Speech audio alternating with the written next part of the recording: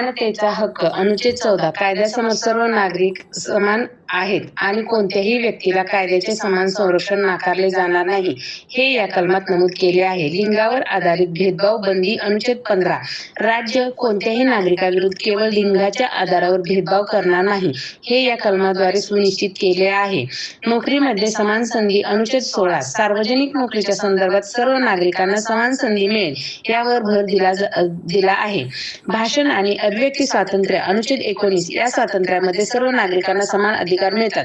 जीवित आणि व्यक्तिगत स्वातंत्र्याचा हक्क अनुच्छेद 21 यात स्त्रियांच्या शारीरिक आणि मानसिक आरोग्याचे रक्षण समाविष्ट आहे.